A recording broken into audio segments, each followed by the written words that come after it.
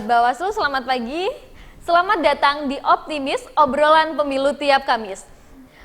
Halo, saya Anissa. Optimis adalah salah satu program terbaru dari Bawaslu Kabupaten Banjarnegara yang nantinya akan mengulas tentang kelembagaan, tentang isu-isu terkini soal kepemiluan. Dan pada episode pertama Optimis kali ini kita akan membahas tentang seputar kelembagaan pemilu, dan bersama saya sudah hadir Bapak Sarno Wuragil selaku Ketua Bawaslu Kabupaten Banjarnegara sekaligus Koordinator Divisi SDM Organisasi dan Datin. Bagaimana Pak kabarnya? Alhamdulillah baik, kabarnya selalu sehat. Alhamdulillah. Anissa, baik? Alhamdulillah Pak, saya baik walaupun saat ini sedang marak berita tentang corona. Semoga kita semua dalam kondisi yang baik selalu ya Pak. Amin, amin, amin. Teman-teman semuanya juga mudah-mudahan selalu dalam keadaan baik. Baik Pak, pada episode Optimis kali ini kita akan membahas seputar tentang kelembagaan pemilu. Banyak orang yang mengira bahwa setelah pemilu berakhir, maka lembaganya juga berakhir. Nah, lalu apa sih sebenarnya perbedaan antara Bawaslu Kabupaten Banjarnegara dengan Panwaslu Kabupaten Banjarnegara? Karena dulu orang banyak mengenal itu Panwaslu Kabupaten Banjarnegara, seperti itu Pak. Ya, baik. Jadi begini, sejak lahirnya Undang-Undang 7 tahun 2017 tentang pemilihan umum, lembaga pengawas pemilu khususnya di tingkat kabupaten itu bertransformasi. Kalau dulu kita mengenal istilah dengan panitia pengawas pemilu, sejak adanya undang-undang itu menjadi Badan Pengawas Pemilu. Adapun untuk kepanitiaan, kalau dulu setiap kegiatan selesai bubar karena panitia ya. Iya. Sejak Bawaslu, lembaga ini menjadi permanen. Artinya Badan Pengawas Pemilu di tingkat kabupaten itu berubah. Kemudian hal-hal yang membedakan dengan antara Panwaslu dengan Bawaslu, dari sisi keanggotaan, kalau dulu di tingkat kabupaten untuk lembaga pengawas pemilu itu hanya berjumlah 3 anggotanya, tetapi sekarang menjadi 5 anggota, dan kita saat ini ada 5 anggota yang mengampu masing-masing divisi. Saya sendiri adalah selain ketua sebagai anggota di koordinator divisi sumber daya manusia dan organisasi, kemudian ada divisi pengawasan, ada divisi penyelesaian sengketa, dan divisi penanganan pelanggaran. Jadi itu. Ya. Kemudian ketika namanya sudah berubah, yang sebelumnya Panwaslu kemudian berubah menjadi Bawaslu, lalu bagaimana dengan tugas, kewajiban, dan kewenangannya? Apakah berubah atau tetap sama? Ada hal yang sedikit berbeda dibandingkan dengan kelembagaan pengawas di waktu itu.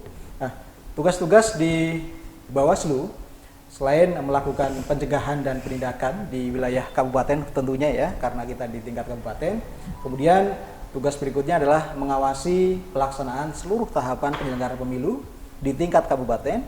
Kemudian mencegah terjadinya praktik politik uang. Terus mengawasi netralitas semua pihak yang dilarang ikut serta dalam kegiatan kampanye. Kemudian mengawasi pelaksanaan putusan atau keputusan di wilayah kabupaten. Kemudian mengelola, memelihara, serta merawat arsip. Mengawasi pelaksanaan sosialisasi penyelenggaraan pemilu. Kemudian melaksanakan tugas lain yang diamanatkan oleh undang-undang. Adapun untuk kewenangannya, kita itu berwenang untuk menerima dan menindaklanjuti laporan yang berkaitan dengan dugaan pelanggaran terhadap pelaksanaan peraturan perundang-undangan yang mengatur tentang pemilu, kemudian memeriksa serta mengkaji pelanggaran pemilu di tingkat kabupaten, kemudian menerima, memeriksa, memediasi atau mengadjudikasi atau memutus penyelesaian sengketa proses pemilu di tingkat kabupaten. Kemudian wewenang berikutnya adalah merekomendasikan kepada instansi yang bersangkutan tentang hasil pengawasan di tingkat kabupaten terhadap netralitas semua pihak yang dilarang ikut serta dalam kegiatan kampanye. Tugas Bawaslu sendiri itu tidak sedikit ya Pak. Lalu bagaimana untuk mengoptimalkan kerja pengawasan Bawaslu apakah bekerja sama dengan lembaga lain atau organisasi lain, Pak? Ya. Sebelum saya menjawab ke sana, perlu diketahui bahwa sesuai dengan amanat Undang-Undang 7 itu, lembaga penyelenggara pemilu itu ada 3. KPU, Bawaslu, dan DKPP. KPU melaksanakan tugas di sisi teknis, kita Bawaslu di pengawasan, kemudian DKPP terkait dengan etik penyelenggara pemilu. Dalam konteks pengawasan, secara formal tentu itu menjadi tugas kita sebagai lembaga yang resmi untuk mengawasi pemilu. Tetapi dalam konteks informal tentu kita menggandeng banyak pihak, seluruh stakeholder kita libatkan untuk ikut bersama-sama mengawasi pemilu karena prinsipnya agenda pemilu ini sebenarnya adalah agenda bersama, agenda masyarakat, agenda rakyat, sehingga kita melibatkan stakeholder. Di sana ada pemantau pemilu, ada kelompok-kelompok masyarakat yang memang concern terhadap pengawasan pemilu, kita libatkan semuanya. Itu Nisa. Oh ya, kemudian nih Pak, berarti Bawaslu ini kan termasuk lembaga yang baru ya Pak, karena undang-undangnya tahun 2017, berarti kurang lebih 2 tahun nih. Ya. Ya, lalu sebagai lembaga yang masih tergolong baru nih ya Pak, bagaimana sih Bawaslu sendiri untuk melibatkan peran masyarakat dalam tugas-tugas pengawasannya? Ya, sebelum saya menjawab ke sana, saya sampaikan dulu bahwa kita Bawaslu itu di tingkat kabupaten ada sejak 2 tahun yang lalu. Tepatnya di bulan Agustus kita dilantik seluruh Indonesia untuk melaksanakan tugas-tugas pengawasan pemilu. Nah, dalam rangka menggandeng masyarakat untuk ikut berpartisipasi dalam kegiatan pengawasan pemilu, kita memiliki sejumlah program-program yang sudah kita laksanakan, khususnya di Kabupaten Banjarnegara.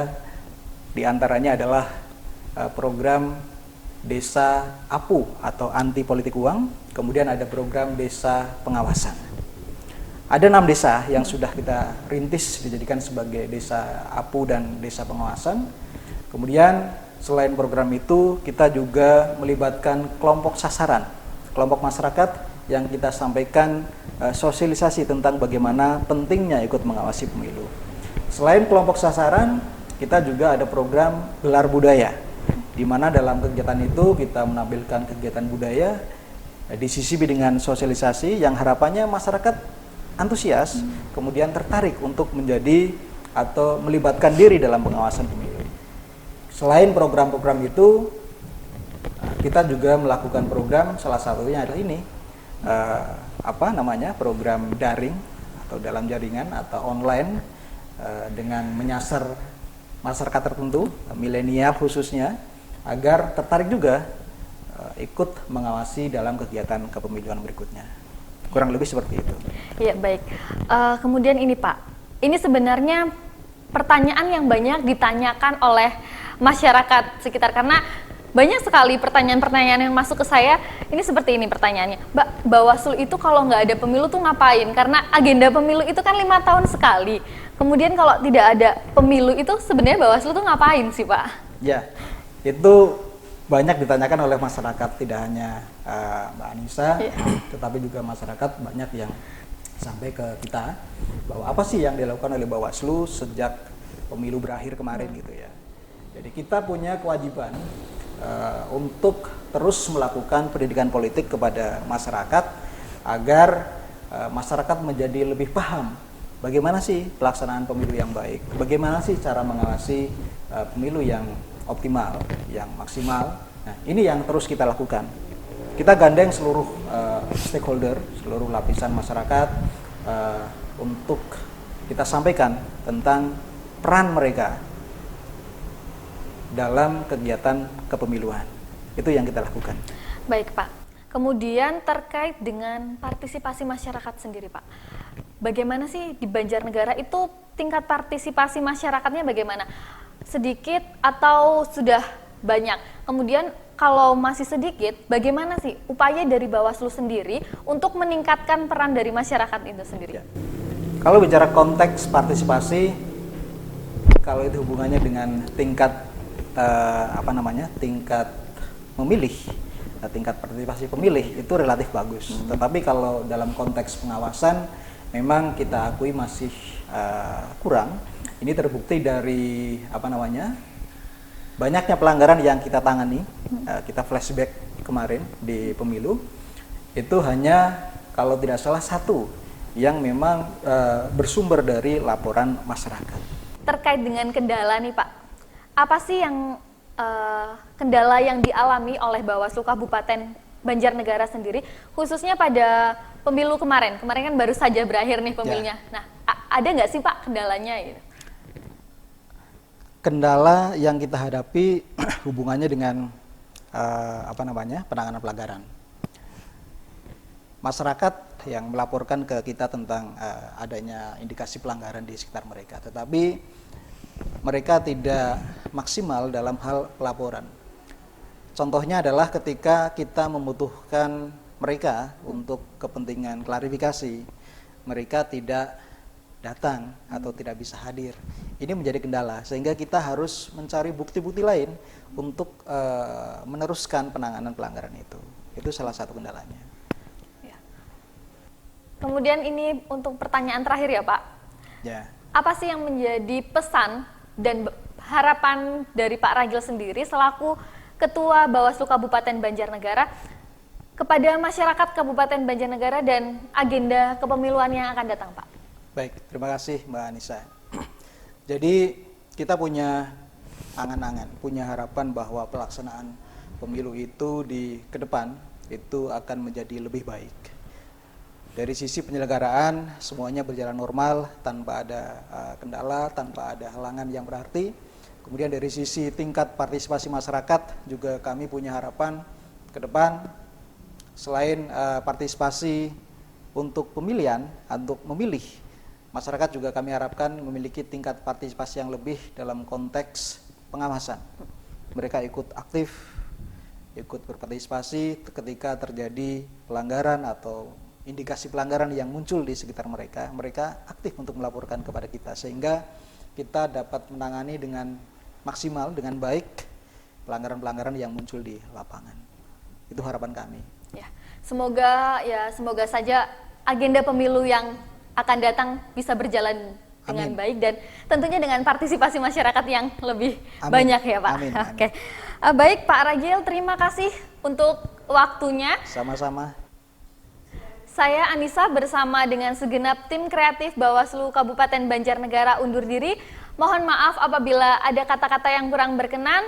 Terima kasih. Wassalamualaikum warahmatullahi wabarakatuh. Sampai bertemu di episode optimis selanjutnya.